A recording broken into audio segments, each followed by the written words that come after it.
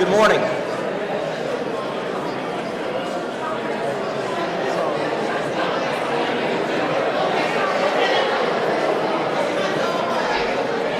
Good morning, ladies and gentlemen. We're going to go ahead and get started in the interest of time. You can come on in and find a seat.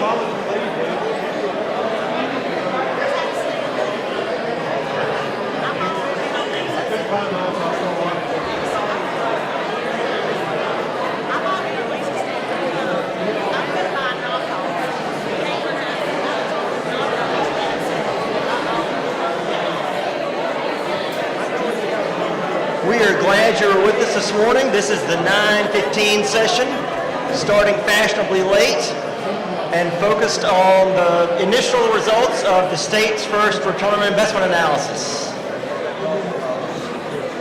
If I can have your attention, if you clap 2 times if you hear my voice. Clap 4 times if you hear my voice. Give me a rousing round of applause if you hear my voice. Thank you for joining us this morning. I love the conversation at a face-to-face event. It is so hard to beat time among peers, among colleagues, sitting and talking about work and about life in general. And so I certainly understand your desire to keep visiting. My name is Nathan Oakley, and up until end of April this year, I served as the Deputy Director for K-12 Innovation with Accelerate Mississippi. In May, I left state service and joined the team at the Foundation for Excellence in Education. ExcelerNet is a nonprofit organization focused on education policy, very learner-centric education policy specifically. It was launched by former Florida Governor Jeb Bush in 2008 after his time as governor in the state of Florida. And then shortly after Accelerate launched in the spring of 2021, when Ryan Miller came on board, ExcelerNet colleagues were some of the key allies, if you will, that encouraged Mississippi to really consider the outcomes of our CTE programs in secondary and post-secondary programs in the state. To really look at what's happening to students that come through these programs, both shortly after they finish, where do they go from there, and then what happens to them with regard to employment outcomes. And about that same time, Speaker Gunn approached Ryan and said, Office of Workforce Development, you're in charge. Like, you're the tip of the spear for this strategy as a state. We need a workforce bill. So I need y'all to take a hard look at where we are as a state and what can go into that, or somebody else will do it.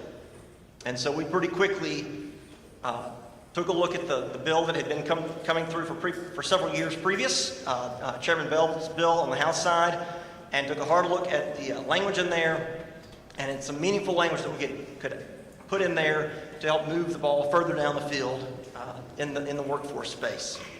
That became 1388 eventually, passed unanimously by both the House and the Senate in the 2022 session.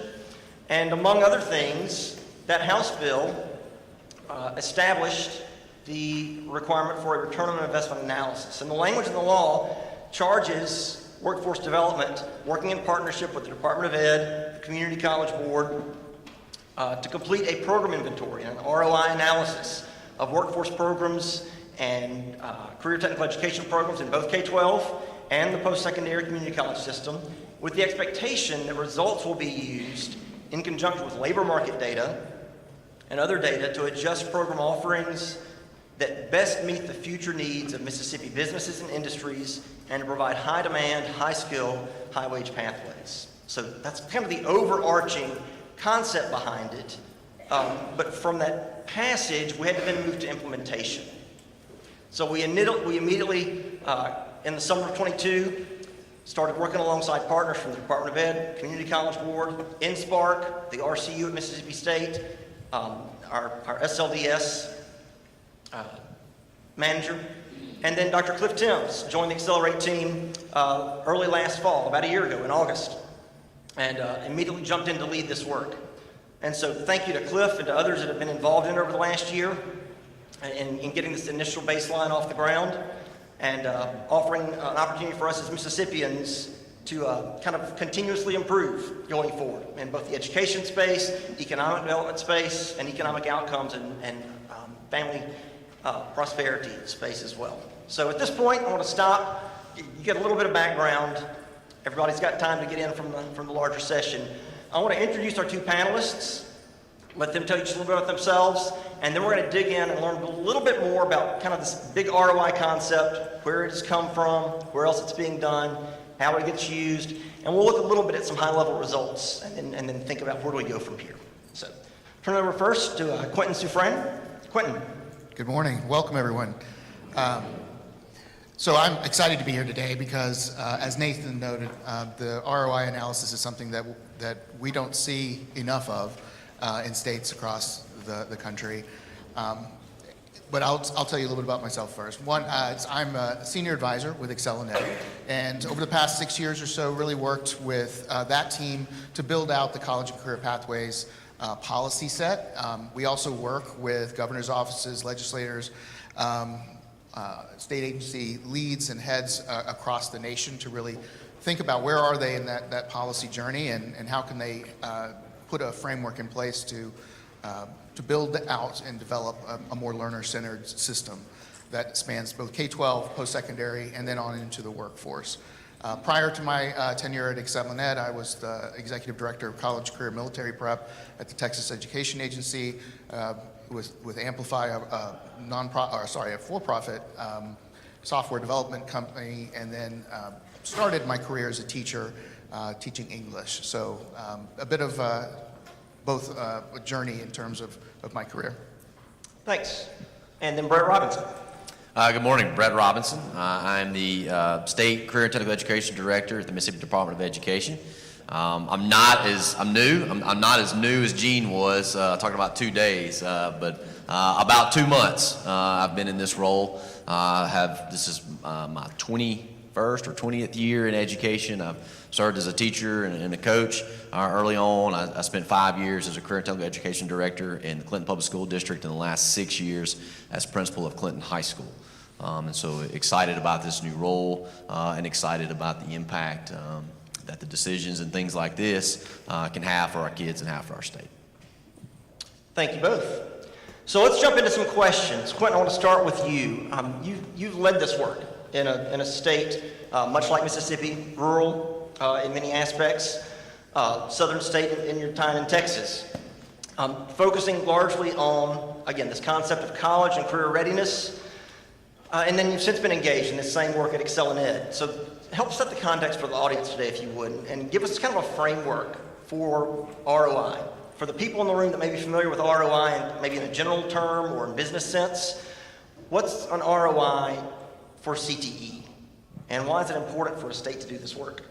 Yeah, so I think one thing that we all have to recognize is that states, more and more states, are looking at career and technical education, both at the K-12 level and at the post-secondary level, as a critical opportunity for not just meeting and building and growing their talent pipelines, but as a meaningful pathway or set of pathways for learners so that they can continue to advance their careers, they can find jobs that are family sustaining and so forth. But up to several years ago, there were hardly any states that were actually looking at, well, what are the outcomes associated in that transition, not just K-12, but in that transition from K-12 to post-secondary, what are the outcomes associated with career and technical education? Because prior to this, you would say, well, the graduation rates are better. Or I know somebody down the street and they're now making this much money down the way. But most of these investments were either driven by Perkins data, which is fairly minimal when you look at outcomes across and over time. But the ROI analysis is just what it is, right? It's an exercise to understand how well is CTE working for not just the state, but for learners, right? Do they go on to actually earn a family sustaining wage? Are they working in the field in which they studied? Are they successful? Or are they on public assistance? Like, where is the trade-off here that we need to understand? And so several years ago, it really started with Tennessee. They wanted to find out exactly what was happening to learners after they chose a pathway and left the system. And that's what ROI does, basically. It looks at where are you, not just academically, but where are you in the workforce? Where are you in terms of credential attainment? And that can be a degree. It's not talking about a bachelor's degree, but it could be a technical certificate. It could be a lot of different things. But bottom line is, up until now, a lot of those investments in CTE were either legacy investments, this is the way we've always done it, or they were built on assumptions and kind of anecdotes. I know so-and-so who's going to get this job or has this job now, but does that mean everybody that's going through these programs are seeing the same levels of success? And so ROI is a step further for states to really understand, are the investments we're making, not just money, time, effort, the learner kind of journey of this, is it really actually leading to the outcomes that we want? It also allows states to set a clear vision for what CTE is and should be, because for a lot of years, CTE did not do the best by all learners specifically. And so it allows states to say, we expect CTE to offer early post-secondary credit in high school. We expect learners in K-12 to be able to earn industry credentials, to be able to have a work-based learning opportunity. And we expect them to transition into a post-secondary program where they can continue and finish their education and then transition into the workplace with skills, knowledge, and the ability to succeed and succeed in a family-sustaining wage job, not just a minimum wage job. And those are the critical aspects, because when it comes down to it, CTE is not about the program, it's not about a Perkins grant, it's about communities, right? It's about being able to lift up and really find those opportunities in communities. And until you do the ROI, you really don't know. We have so many lawmakers in these states that didn't even know what was on offer, let alone whether or not it was working. So I just want to say that before I pass it to Brett as well, that Mississippi, I hope you feel special in this way, because you're one of a handful of states that has codified this in legislation and is making it not just a, hey, we're going to do this once and see what happens, but we're committed to improving this process so that we can get more information and better data and really understand the changes that we can make, the investments we can make, and the transformations in lives we can drive through this process. So it sounds pretty mundane, but when you think about it, it's not the analysis, it's what comes after. And Mississippi is really among the leaders in terms of really committing to having that vision and then acting on it, not just saying, well, we hope it's working. And Quentin, if I'm not mistaken, Mississippi is the only state that in the legislation has tackled both K-12 and post-secondary? Florida is the other state. That's right, thank you. So there are two states, yeah, if you're curious. Tennessee has done it, but it's not codified.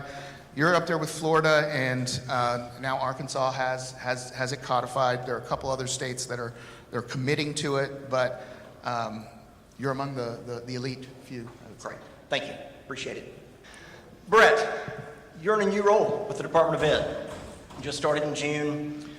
How do you, kind of from your state level leadership perspective, how do you see this supporting state education leaders in the K-12 and post-secondary systems both? Yeah, so, I mean, obviously, there's a huge momentum shift occurring right now. Kind of the way I look at it, one of the superintendents that I worked for that's had a huge impact on me, something he always said that has always stuck with me is that things that matter cannot be left to chance.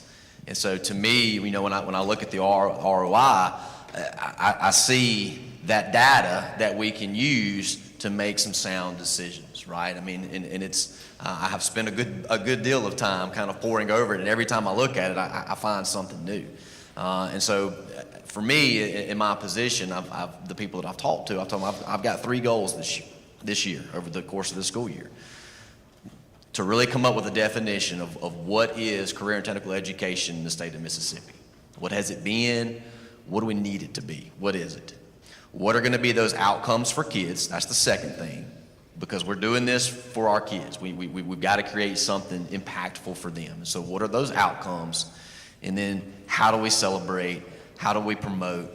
How do we get this out? And all 3 of those facets can be found within the ROI. And so, from my level and at the district level, I think a lot of it is just looking at finally having some reliable data to say, here's where we are, so that we can make some of those decisions about programs like those legacy programs and things. We've always offered this program because, you know, we had a really great teacher that started it 20 years ago, and they were here for 15 years, but is that what your community needs now? Is that what your kids need now? And so a lot of that can be answered through, or not, maybe not answered, but can definitely raise some questions through the ROI.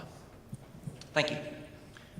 Quentin, I'm sure there are a lot of folks in the room that are familiar with Carl Perkins funds, the federal CTE dollars allocated out to states. How is this ROI process that Mississippi has undertaken and that others have undertaken as well, how is that different from Perkins and the comprehensive local needs assessment that's required by that law? It's a great question. And I think a lot of people look to the federal government and the Perkins grant as being the authority on career and technical education. I would just say right off the bat, we see it as the floor, not the ceiling, because it's basic grant compliance data, and there are some outcomes, but they're outcomes associated with things that you're already measuring, such as meeting test scores in other areas and so forth. It's not telling you, where is this person now that you've exited the program, what are they doing, are they actually thriving? And the local needs assessment is a big part of the Perkins grant, but it's really just what it is. It focuses on kind of what is the demand in a community, typically focused on employer demand, and it seeks to gather input around how can we respond to the needs of the community.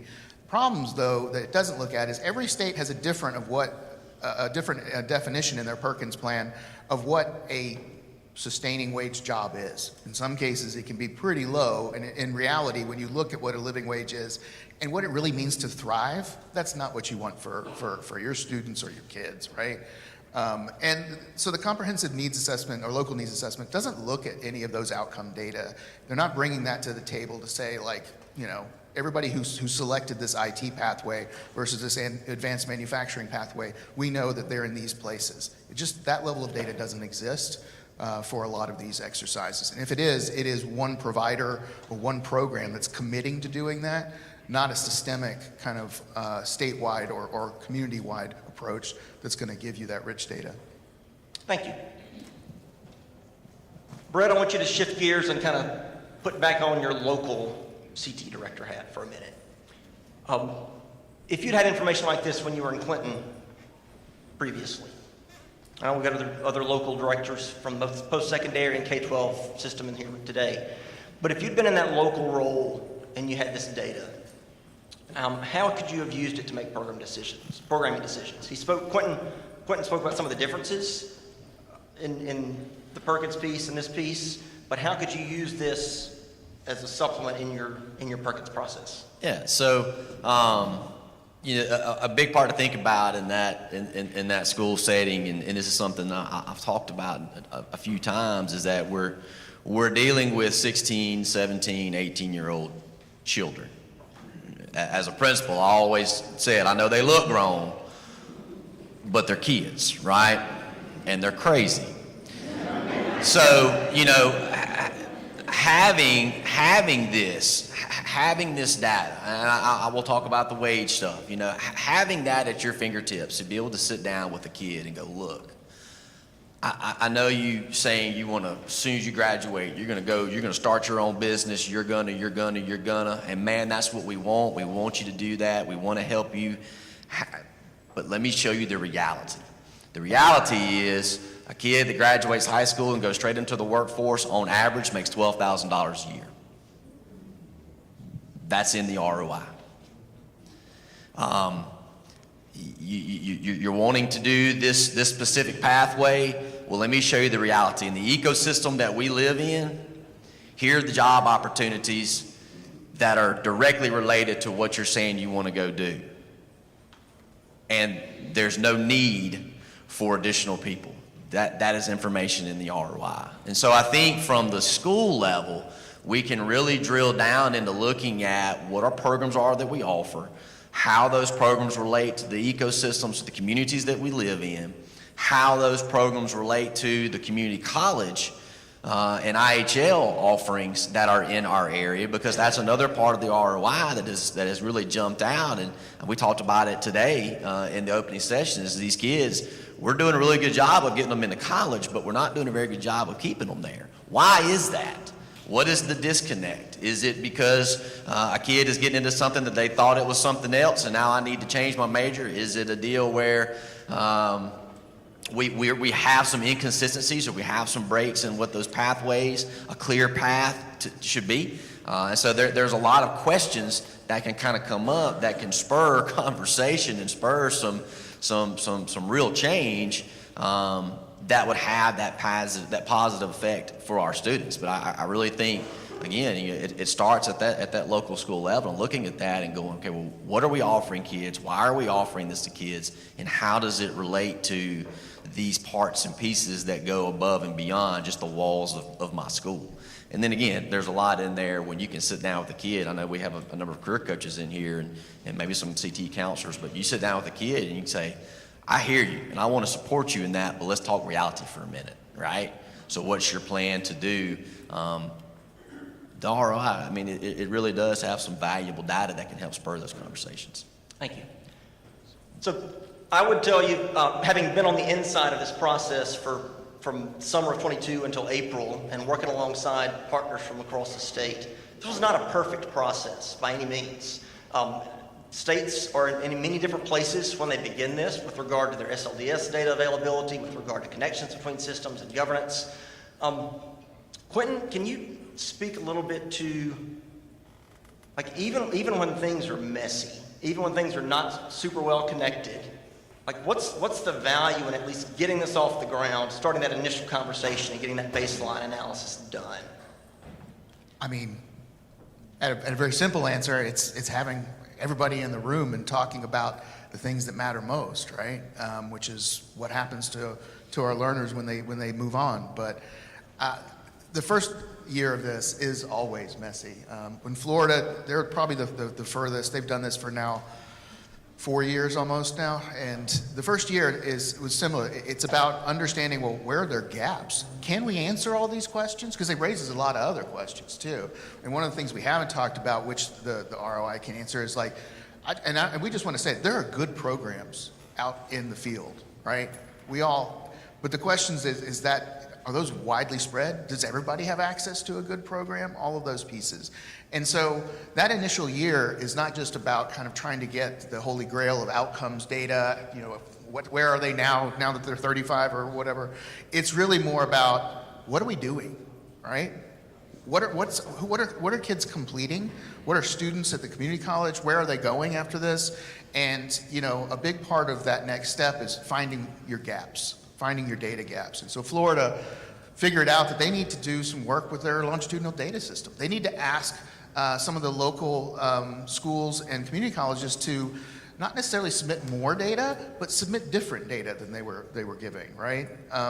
And they were able to shore up some connections so that they now have a much better way of saying, like, we can answer questions about quality, we can answer questions around access, right? Because that was another big thing that they were able to find in the first, and ask more questions about. It's like, who has access to the best programs and who doesn't? And how are we incentivizing or disincentivizing folks from going to those programs? So the baseline is critical because it brings everybody to the table. And I think just what Brett was talking about here is like his big three goals are bringing folks together and really thinking about what is CTE for Mississippi in that respect. And that is, it's a great outcome, and I think it's a great step that he's taking. Thank you. So the earlier session in the general room at breakfast this morning was focused on the state attainment goal.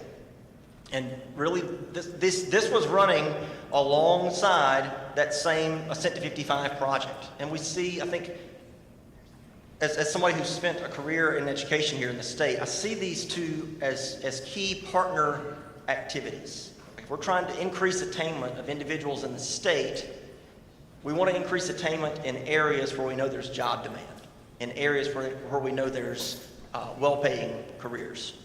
And so I want to draw back to that a minute from Scott and Jean's conversation earlier today. to help you as you think about where we are as a state and kind of the importance of this process and project.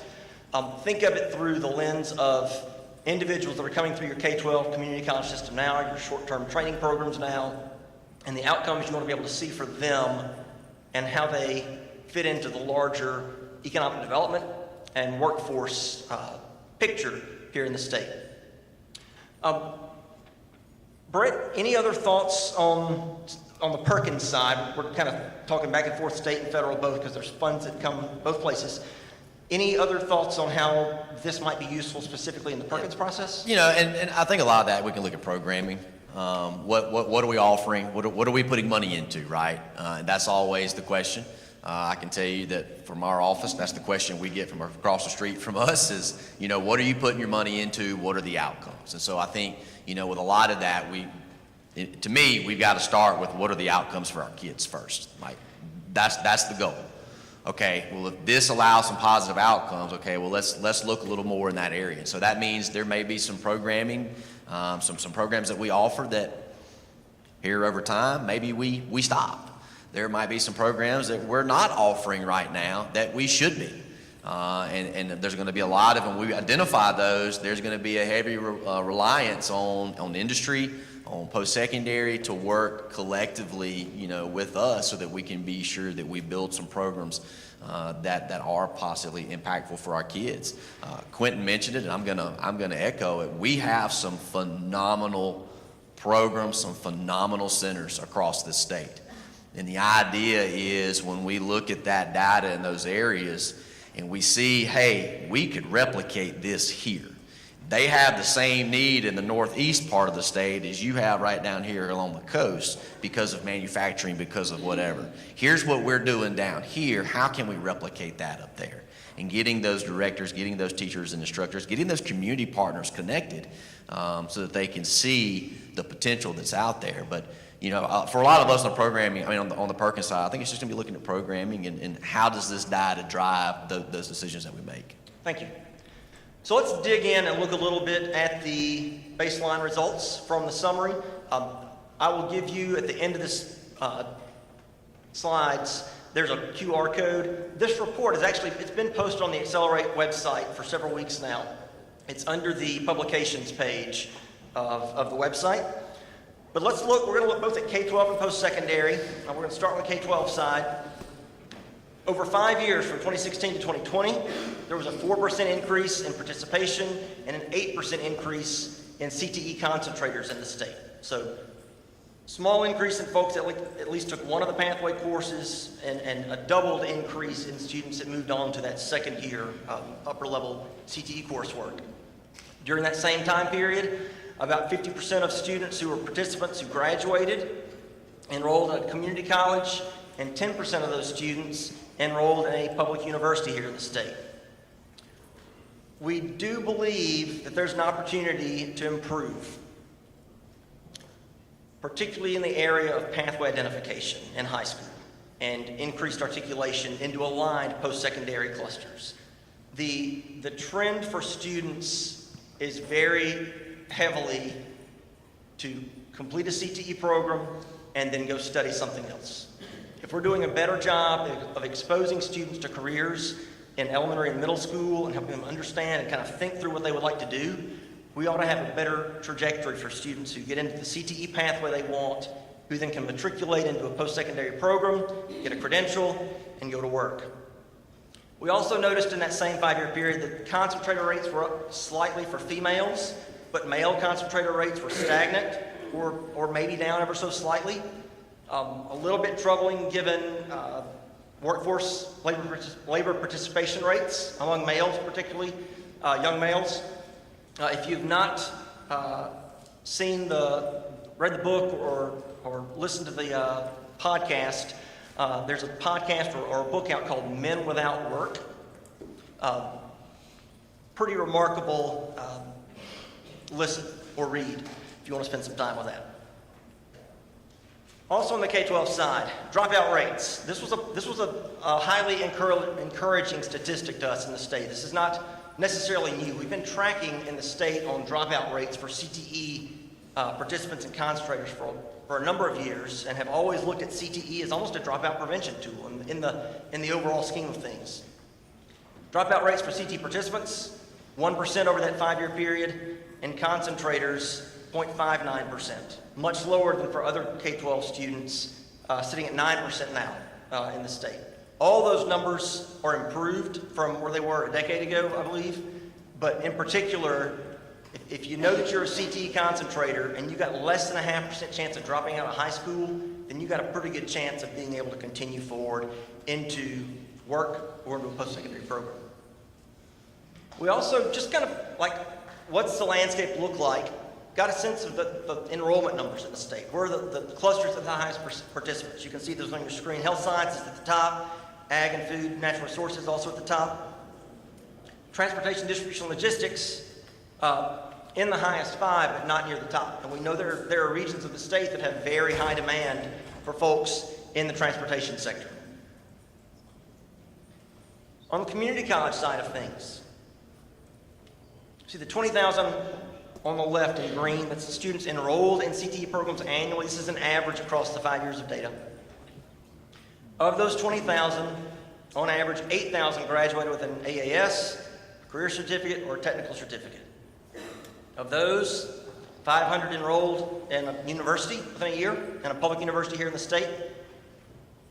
5,000 of them, about 2/3 of them, got a job, but only 40% of those 5,000 actually ended up working in an industry aligned with their community college cluster.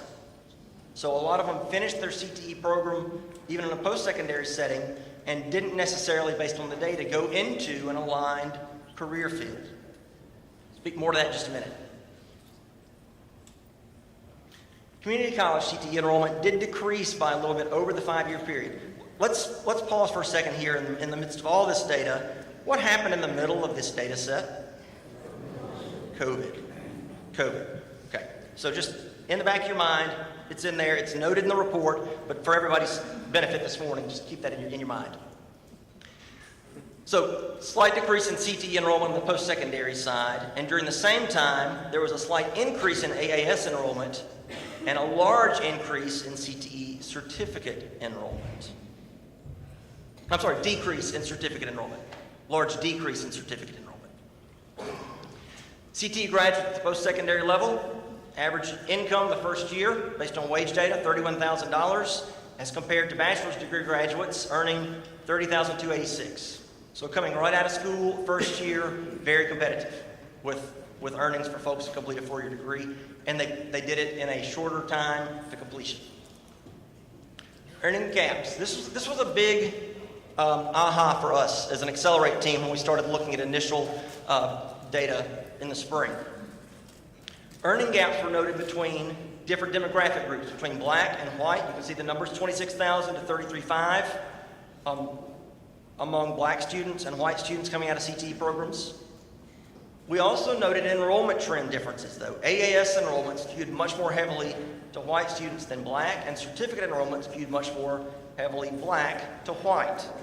And as we look at the next slide, you'll see that had a big impact also on the wage data, because our AAS graduates had a much higher earning that first year than did certificate graduates at 26,900. The highest paying sectors were manufacturing, healthcare, social assistance, utilities, ranging from 36,000 to 45,000. The final piece I would share on the post-secondary side, in this kind of quick look this morning, is that about 10% of the community college CTE graduates actually received public assistance. They ended up on SNAP, TANF, unemployment insurance in that first year after graduation. So, Nathan's key takeaways in year one. It's a baseline. Initial findings, and I told community college presidents in December of last year this would be the case. The initial findings are probably going to generate more questions than answers. And to Quentin's point earlier, if we're getting all the players around the table and starting to dig in and ask these challenging questions about why did the outcomes look like they do, where do we need to push in, where do we need to better connect, Where do we need to improve or change programs? Then we're asking the right questions to better serve the students coming through our programs. We knew going in a year ago there would be additional analysis needed to really dig in and see how the gaps might be related to either program offerings or availability. Are there differences in what's offered from region to region of the state that connect to wage earnings, demographic enrollment, other kind of factors? Are there gaps that are related to program selection? And are they based on advisement from counselors in K-12, from post-secondary navigators, from other individuals? Is it a lack of awareness? Is it a lack of career sector opportunities in a particular state? What other factors may be at play? This is peeling back the first layer of the onion, so to speak, for us as a state. It only gets better from here as we refine the process and as we start to build upon this initial work. We also recognized, I mentioned the transition from students from post-secondary into aligned industry fields. We know that we have a gap with our wage data. We're not the only state with that. Quentin, when we get back to questions in a minute, if you got any insight on that, I'd love to hear your thoughts from your work with other states.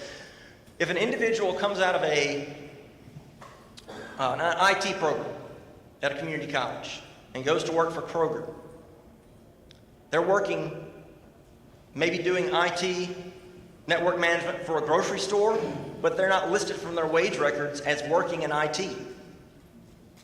So there's an opportunity for us as a state to collect better wage data on our folks that are working to get a sense of whether the job they're doing actually aligns with the sector that they were trained to do. We also, as I mentioned a moment ago, I believe we've got an opportunity for improved guidance in K-12 with this kind of long-term pathways perspective. Scott and Jean both mentioned pathways this morning.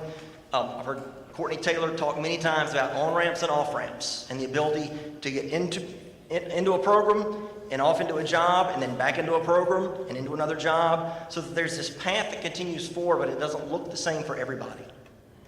We've got to do a better job, particularly in the K-12 space, of helping students understand the opportunities that exist in their communities and in the region of the state and in the state at large, and how they can move through educationally to get into those opportunities, whether that be through a short-term program, an apprenticeship, a 2-year associate's degree, whatever that might look like. That's a QR code. If you've not already searched the website and found it, that QR code will get you to the publications page. It is the first link on that page. It's available. Both the K-12 and the CTE reports are in that summary. And then within that summary, there's also a longer technical report linked through a couple of other codes. That longer technical report includes all sorts of data breakdowns by region of the state, by workforce development area, by ecosystem. And there's a report, again, both for K-12 and the post-secondary system in the website. So we're going to ask a few more questions, and then we will open it up to the audience for questions in just a minute.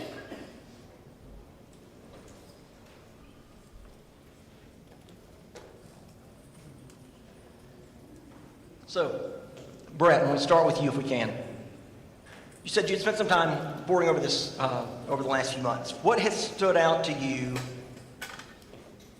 in that time, in the data, in the reports? What have been your big takeaways that you noticed? Yeah, so we've talked about gaps, and there's plenty of gaps there that we can identify, and I think that is a big part. And I appreciate Nathan saying that before we can start making improvements, we got to identify the problem, right? So we can use this to identify the problem, and then that now gives our CTE counselors, gives our student services coordinators, gives our career coaches that are in districts all across the state, that now gives them a goal. That gives them a roadmap as to how do I help this kid?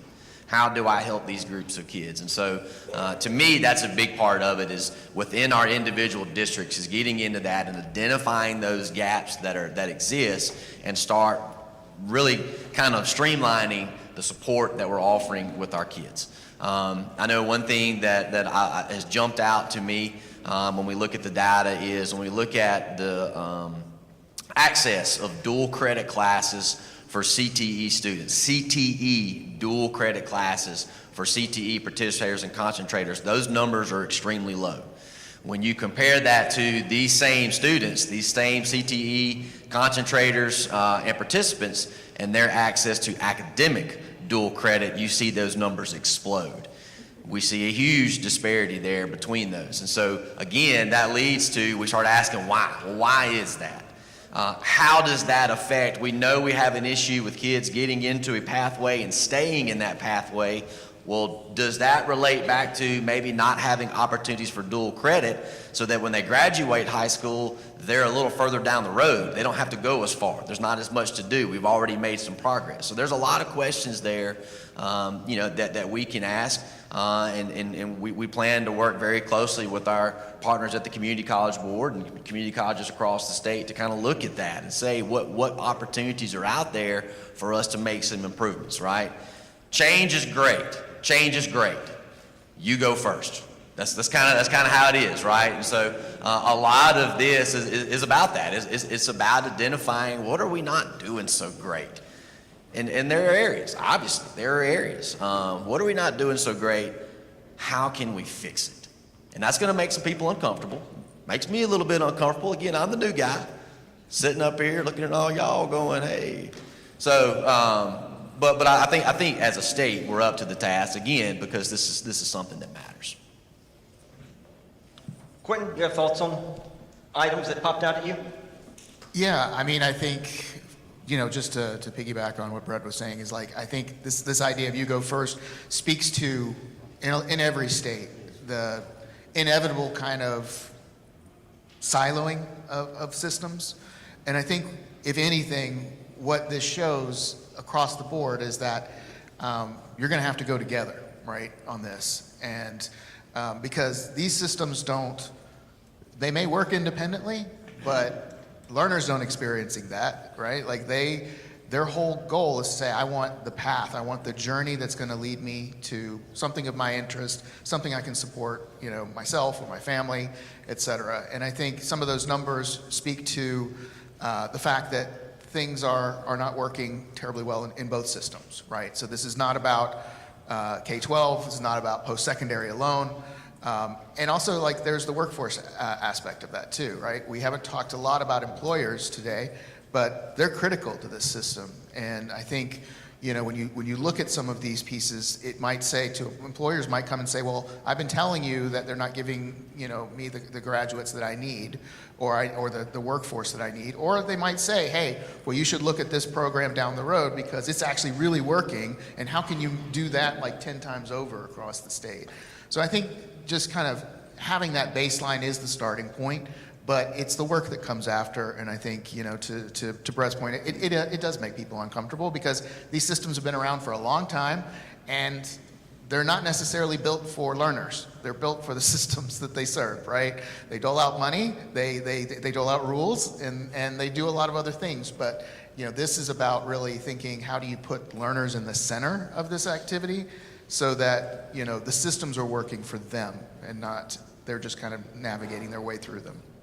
You touched on the involvement of business and industry in this picture.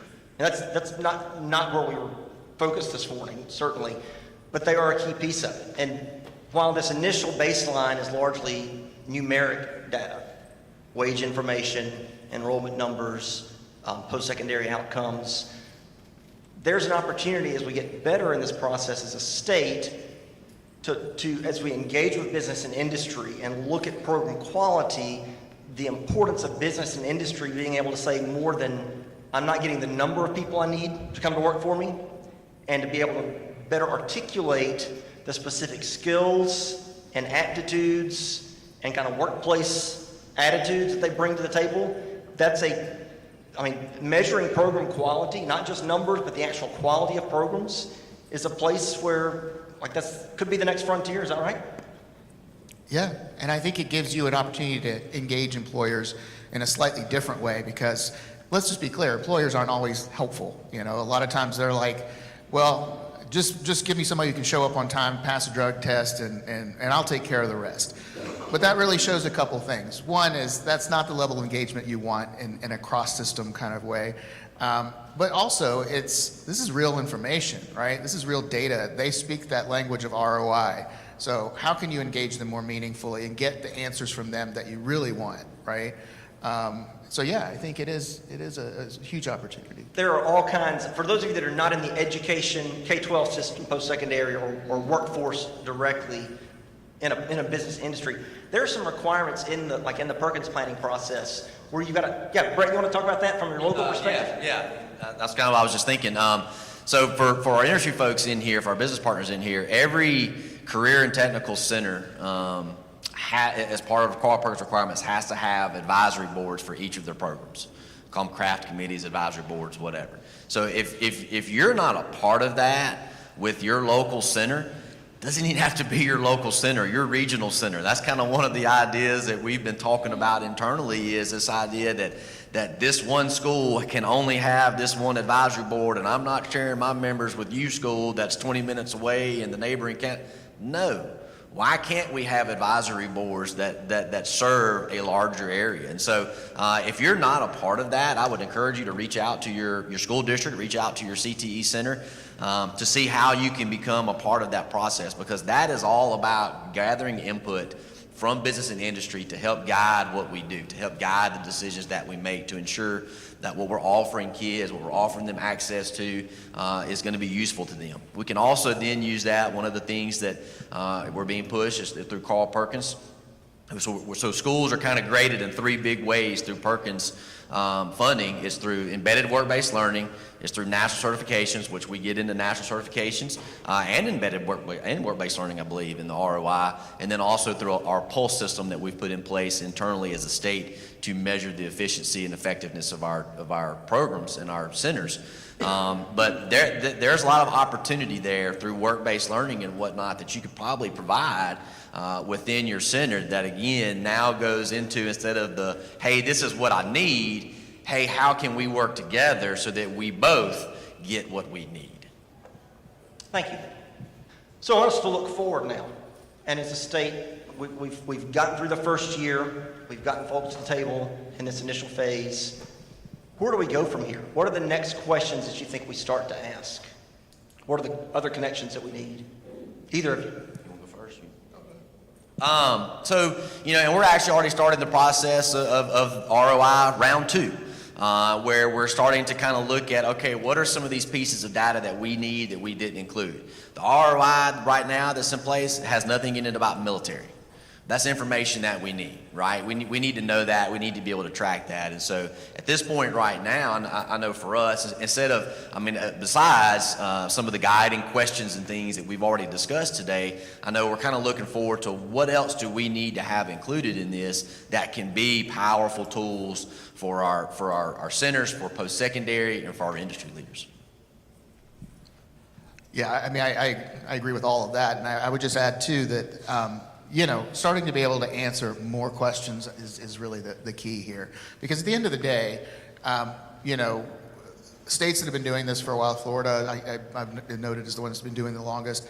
They're trying to fill in some gaps so that they can then start providing this information, and they already provide it to schools, but they're down the road. They want a dashboard for parents, for students.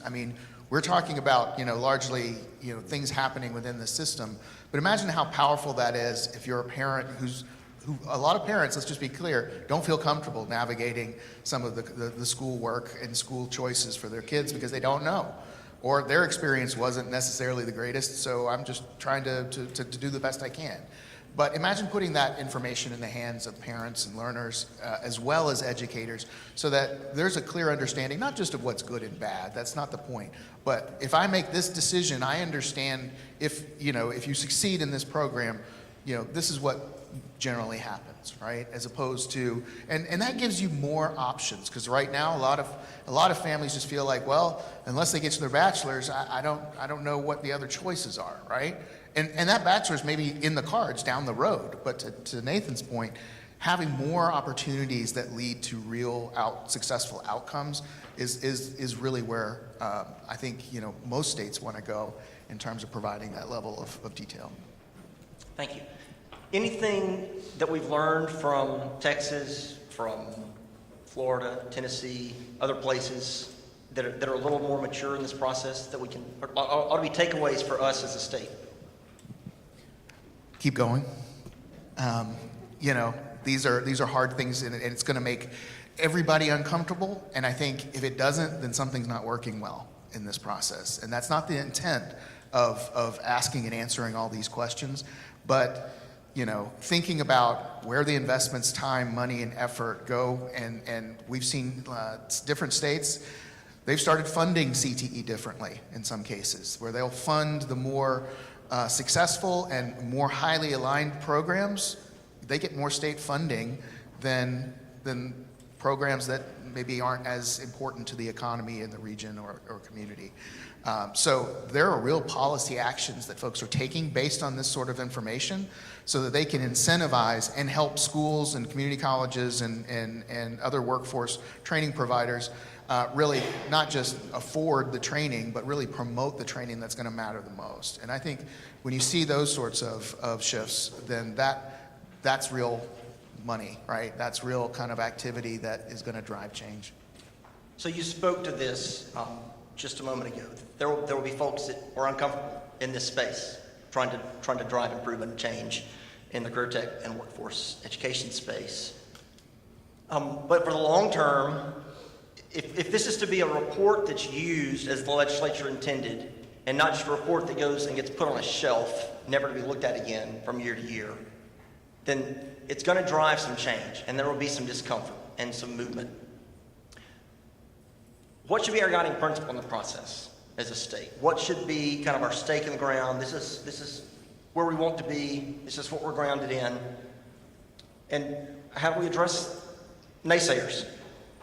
Brett, Quentin, I'd love to hear from either of you.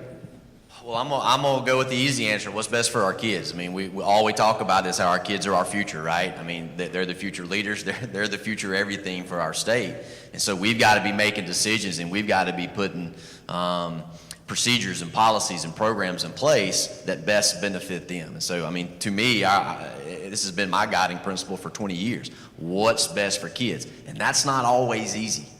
That's not always easy. But it's the right thing to do. I think stake in the ground is having a really shared definition for what a high-quality CTE program is, and a commitment to making sure that every learner has access to those. I think those two things are critical, and like you talked about CTE dual credit and so forth. Not everybody's on the same page about what a high-quality CTE program looks like and the experiences that should be available to students. But unifying on that becomes the bedrock for how you measure success going forward. Thank you. I want to thank both of you for spending time with us today, sharing your perspective on this, taking a few minutes to share your thoughts on your initial review of the analysis. Any closing thoughts before we go to the audience for questions? All right. We've got about 10 minutes left. Questions from the audience? You might just raise your hand. Yes, sir. So, we've talked a lot about the outcome, which is this measure, and its return on investment. What's the investment? What was the baseline for the resource to say we spent this, we invested this, we now came back? Was it perfect dollars? Because as we know, each district, and I'm in Oxford, the resources available to us are going to be different than the resources available in the Delta. And so how are we accounting for what was invested? At a state level, at a local level, how would we implement that? So I would say that's an area where I think after this first year is an area where there could be additional work. Like conceptually, the investment was state, federal, just all of the work in general going into K-12, post-secondary CTE, state and federal both, and looking at the outcomes of those. We know that in general, we spend about $350 million a year in state and federal funds on some sort of workforce programming. That's across education and in through employment security and wet funds and other kinds of projects that are housed at other state agencies. But that is an opportunity I think we've got as a state to start to dig in to say, okay, what are the numbers that feed into these? I don't know that we've got the data system right now to be able to capture that, but that's certainly a question that has been on my mind over the last year. Thank you. Yes, sir. How do we capture students that still live in the state of Mississippi, pay Mississippi income tax to their former CP graduates, work across the state line? Limitation of the study, acknowledged. So the state longitudinal data system, I think I mentioned enroll in an in-state public university after graduation. The information does not capture wage data from outside of the state. So it's an inside the state issue, but there's also work going on across the country right now as other states are considering this and considering some of these challenges with student data, trying to balance both the privacy side of it with the reliability, validity, comprehensiveness of it, trying to figure out better solutions to be able to capture that kind of information. But if they're paying state income tax, we not capture that? I don't know the answer to that question. That's a good one. Yeah, and there's going to be lots of good questions that come out of this that can make this a better report. Just a handful of questions. Can you speak to timeline on response? Can you speak to, this is a statute for us to do, so can you speak to what resources are also being given to help ensure that we can respond in a timely way that accompany the expectation that we submit the data, what resources are given to help us, make sure we submit the data? And then also, if you can talk a little bit about data sharing back to the college. We're at a data-rich institution where we disaggregate metrics, hundreds of variables, but there's some metrics that we would like to have from the state, so it's more blessed to give than receive. We're happy to give the data. We want to know what data we can get back, specifically wage data. Is something we've been asking for a while, disaggregated by specific occupation. So tackle this timeline, resources, and then the last one is about data getting back to the institution. So the timeline is, there is not a statutory thou shalt close X program or shift this program by. It does say make programming changes or adjustments to programming. The expectation there is that this process continues, and as folks at the local level, college, K-12, look at data, they do start in their planning process saying, what do the outcomes look like for these programs? Is this the best use of my funds to ensure good stewardship of the money that I've got? On the reporting side, I think that's going to be more of a conversation probably with the community college board and the resources side both. I know that Accelerate is looking already, thinking toward what does that second year look like, what are the additional questions around earnings, around outcomes, around investment, dollars and cents, financial, how do all those intersect in this? And this is, to Quentin's point, this is not going to be everything gets in there the second year. This is a growing kind of process for us as a state. And so that's why I would encourage you, as you look at the outcomes, take them with the perspective that this is year one. There were limitations with what's within the data set. We felt like it was worth getting the ball across the goal line to start with, to start the conversation with folks in the state on this topic. But to your point, kind of the resources and the other kind of things, the timeline going forward is immediate. What does this next phase look like? They're already starting to think about that. But then the resources and the data exchange, I think, is probably more of a conversation within your system to see what might be available. Yes, sir. On the student outcomes, looking at all the data, do you see a correlation on what the impacts are for students that are involved in career competitions within their career sector within CT? So the data set looked only at completion. It did not look at whether a student was involved in some other kind of aspect, like student competition, student orgs. It also did not look at whether a student had maybe in the northeast part of the state previously or on the Gulf Coast had received career coaching for a period of time. So there are other factors. There are all kinds of variables that could plug in here eventually, that could strengthen this, that could help give a better picture of all of the pieces that went into play for a particular student that made an impact, maybe beyond just the programming for a particular sector or just the experience itself. Yes, sir.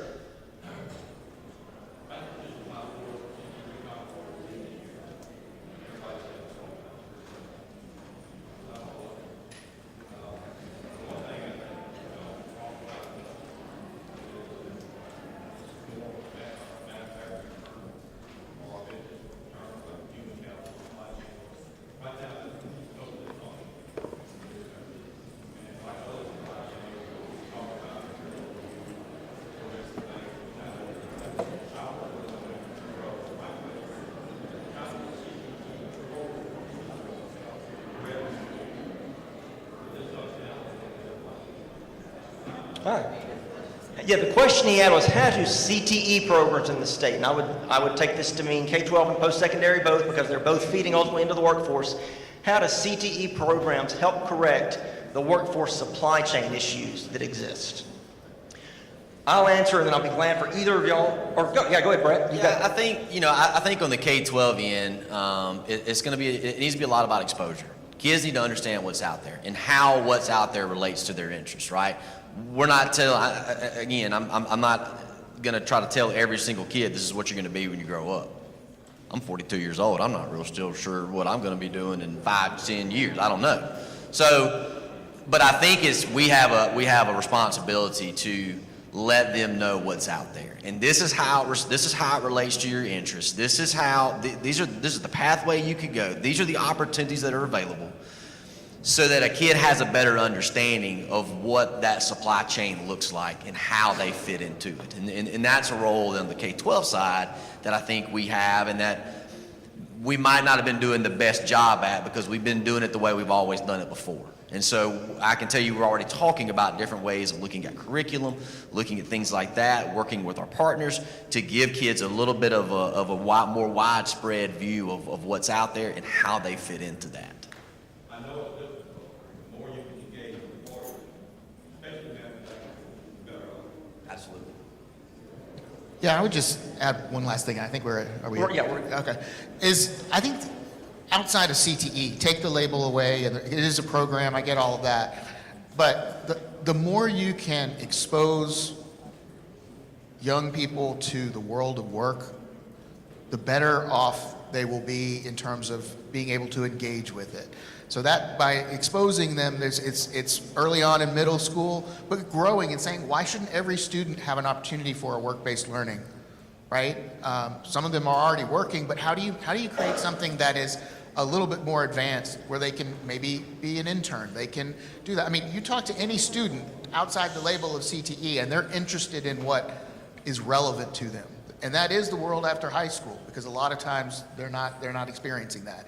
So I would just say that the more we can engage and embed those kind of opportunities into any program, I think it's going to be really helpful, because again, on the employer side, you've got so many people who are just saying, I need soft skills just as much as I need hard technical skills, right? I need students, I need people who can come in and partner and collaborate, have a sense of professionalism, all of these things, and communicate. And these are things that every learner needs to have, right? Because whether they're going to one route or another, everybody's preparing for a career. I don't know anybody independently wealthy, so everybody's got to prepare for it. Yeah. Thank you both. We're just about at time. I want to say thanks for spending time with us this morning. We appreciate your interest in this topic. Y'all have a great conference.